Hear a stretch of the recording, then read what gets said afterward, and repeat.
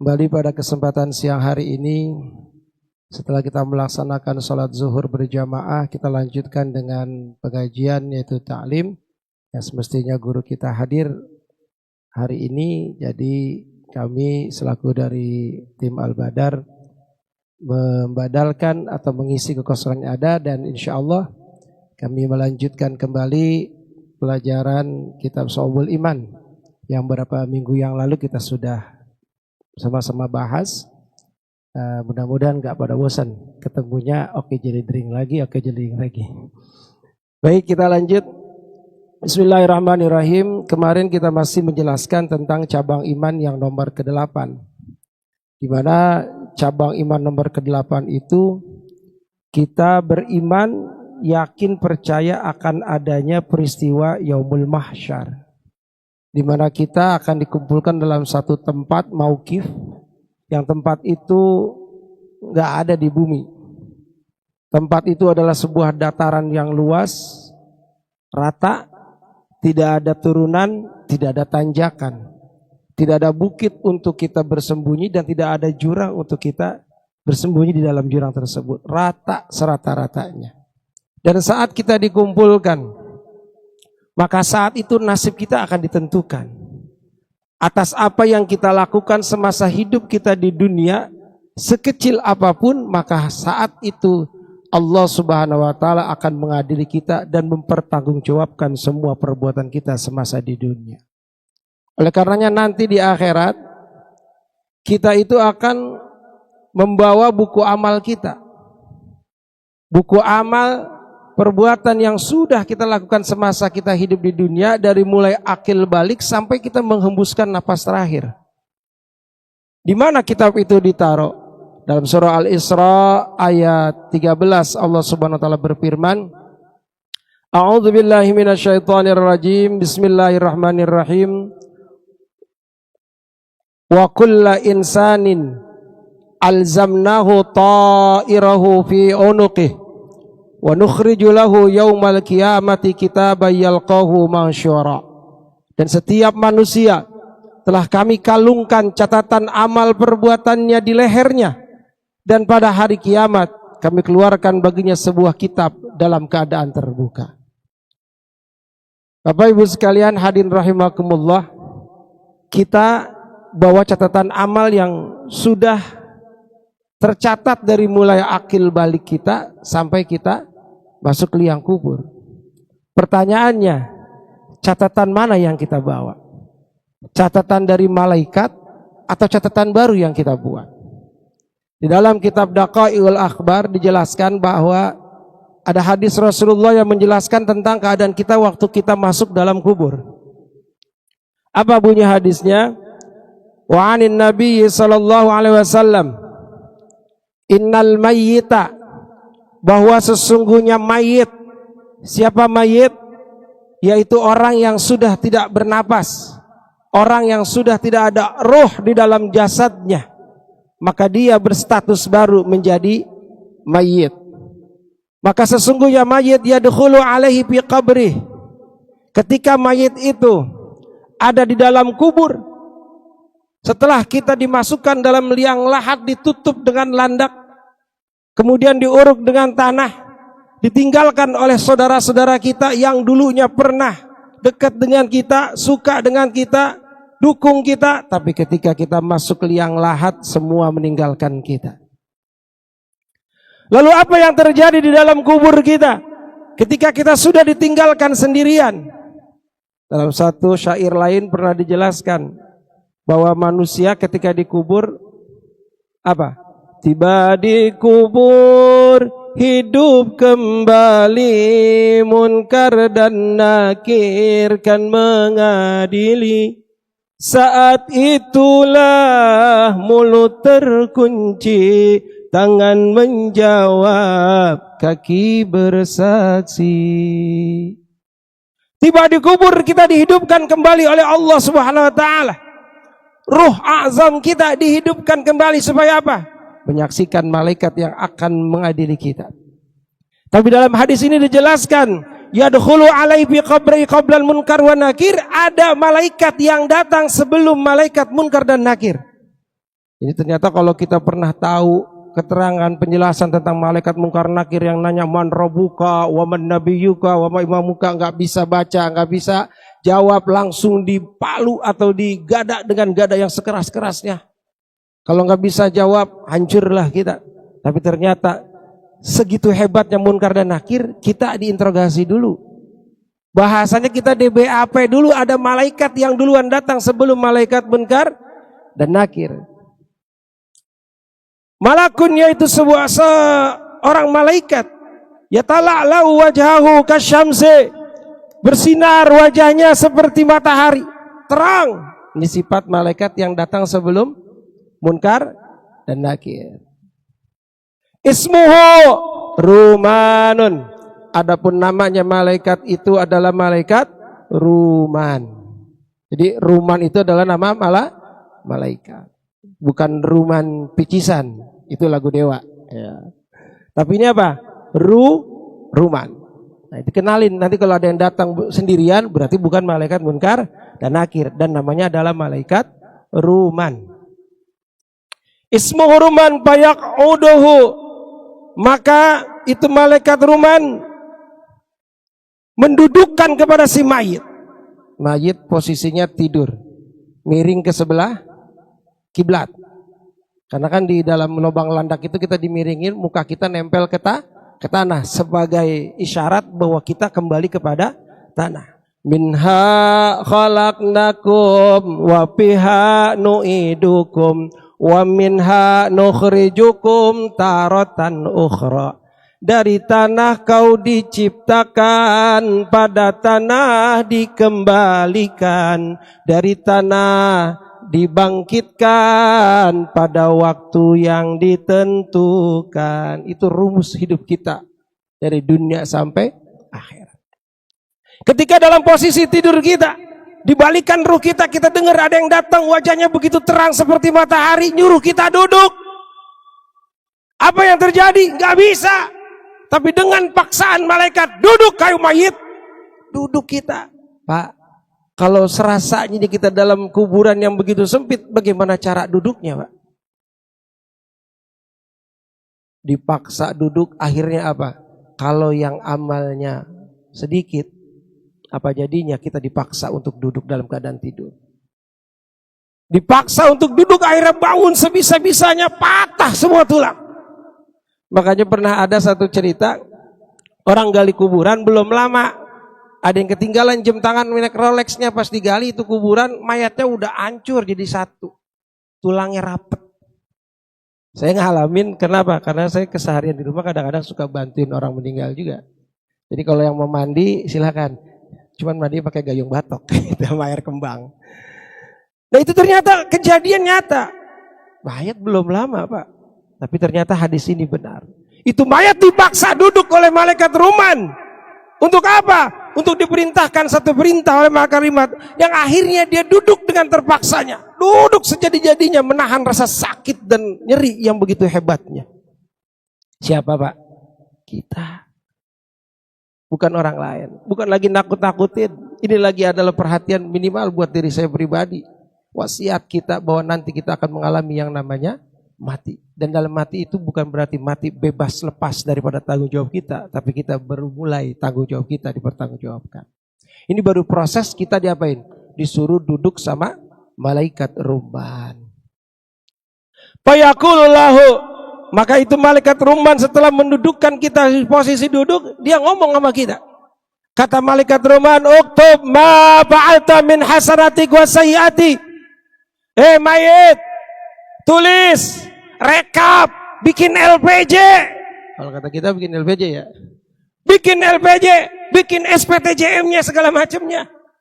Untuk apa? Segala macam ma fa'alta min hasanatin wa min sayyiatin. Apa yang kau perbuat semasa hidup di dunia dari yang bagus, wa sayyiatin, dan juga yang jelek. Yang nyuruh siapa Pak? Malaikat. Bukan dari dinas. Tapi langsung malaikat Ruman minta LPJ hidup kita. Kira-kira kita bisa mangkir gak? Wallahu a'lam.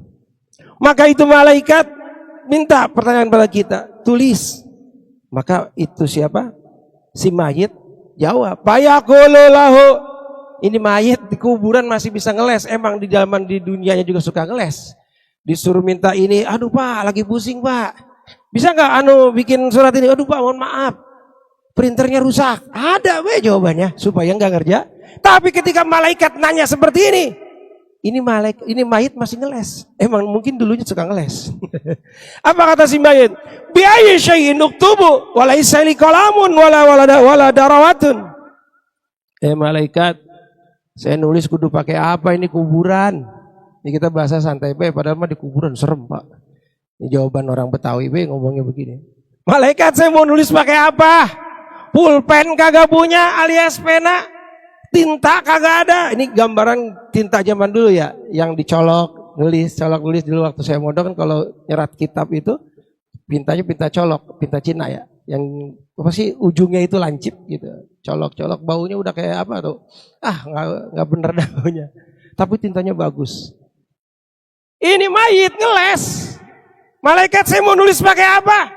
Pulpen nggak ada, tinta nggak ada. Kata malaikat, emang dasar manusia. Di dunia tukang ngeles, di kuburan masih ngeles juga depan malaikat. Tapi malaikat nggak kalah setting. Apa kata malaikat?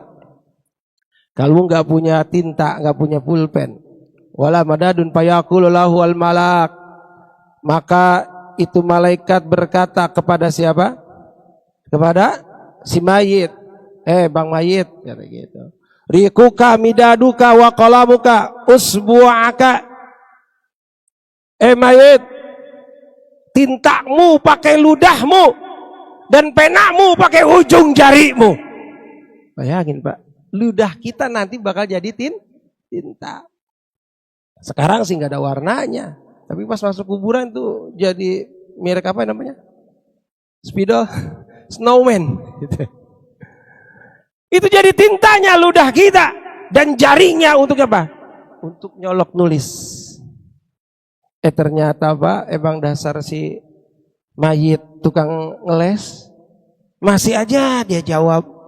Fayaqulu, malaikat, kalau saya nulis pakai pena dengan tangan saya, kemudian tintanya dengan ludah saya, bi aisyai'in uktubu walaisa ma'i sahifah.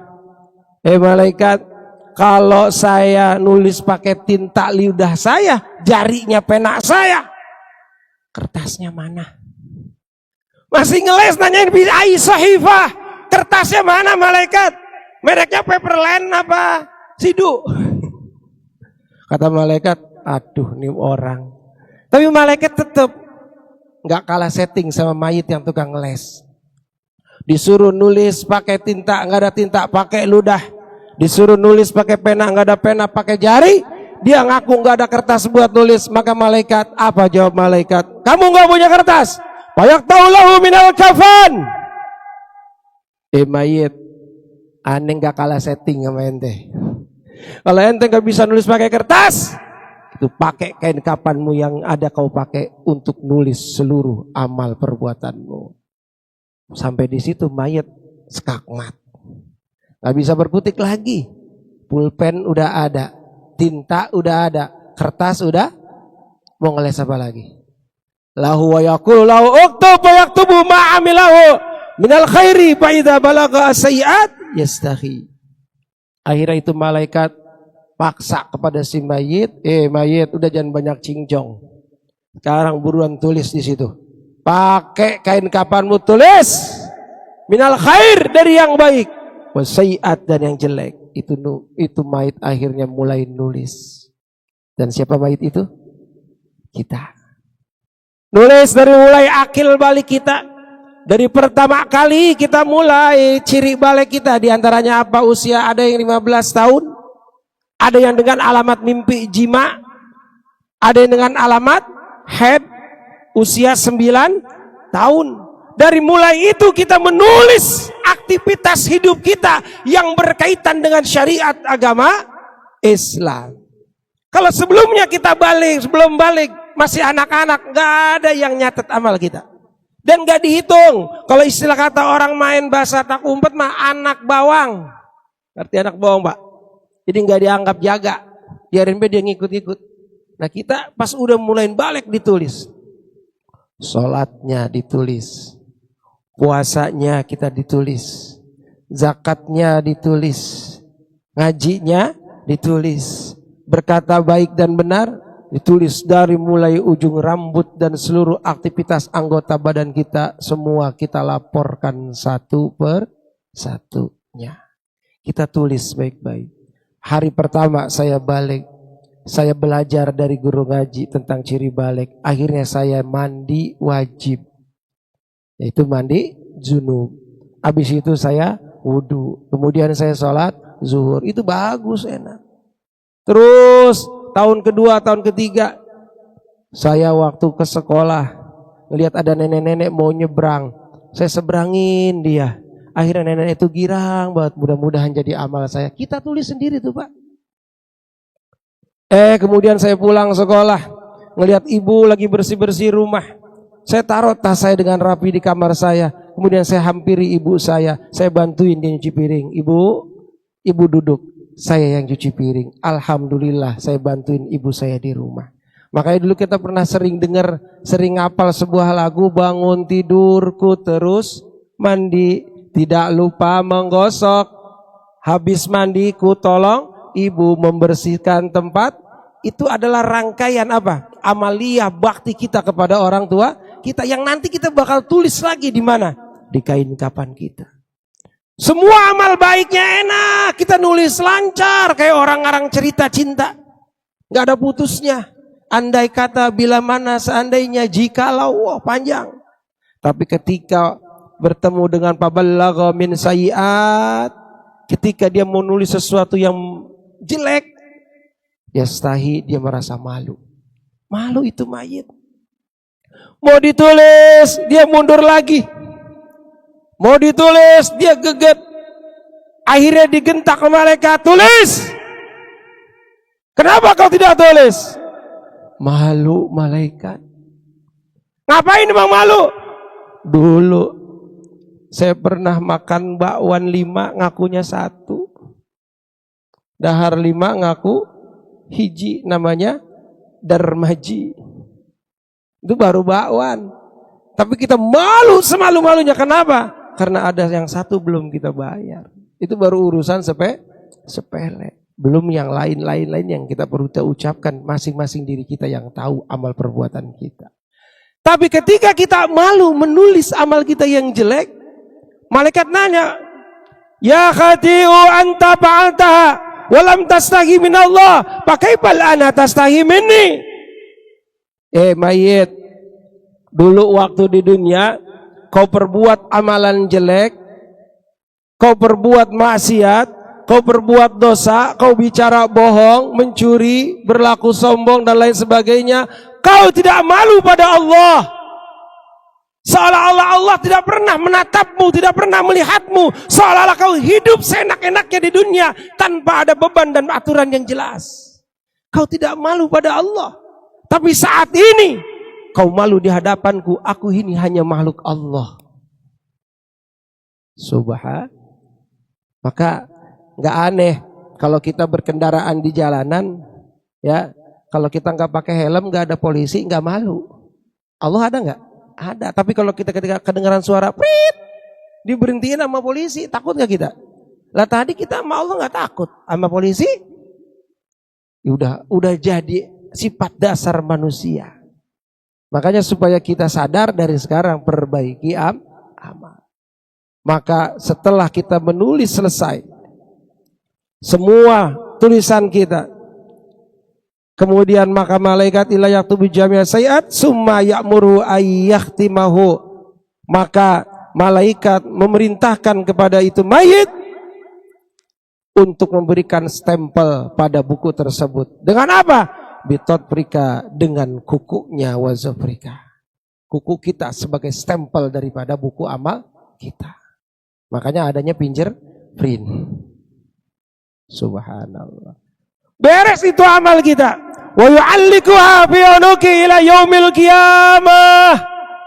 Maka setelah selesai kita bikin LPJ, laporan tak bertanggungjawaban amal kita di dunia, yang jelek maupun yang bagus, maka wa yu'allikuha dikalungkan itu buku amal kita yang dari kapan kita, fi unuqih, di pundak kita atau di leher kita, ila yaumil qiyamah, sampai kepada hari kiamat.